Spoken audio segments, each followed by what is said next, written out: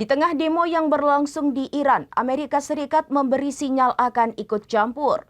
Sekretaris Dewan Keamanan Nasional tertinggi Iran Ali Larijani mengatakan, segala bentuk intervensi musuh akan memiliki konsekuensi regional yang luas.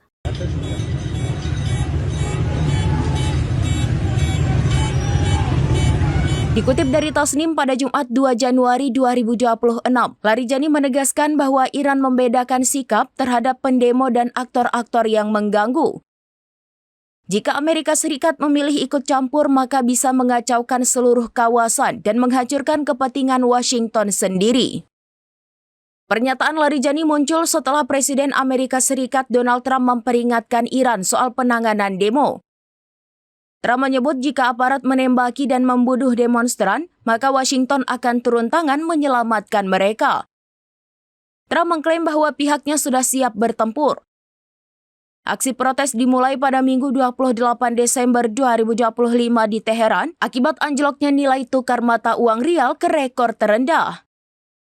Ketidakpastian pasar valuta asing memicu aksi mogok massal para pemilik toko di Teheran, Hamedan, dan Pulau Qeshm.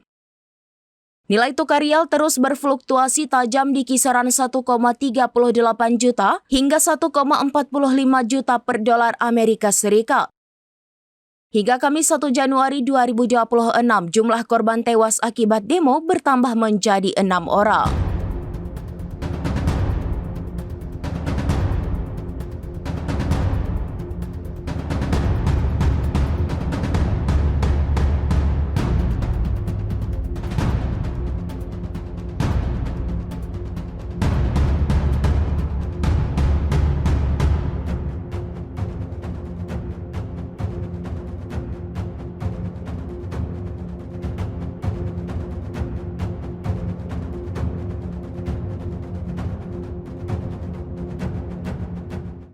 Demikian informasi terkini Syederalun, saksikan terus informasi lainnya, jangan lupa like dan share seluruh akun serambinews.com. Download Tribun X sekarang, menghadirkan lokal menjadi Indonesia.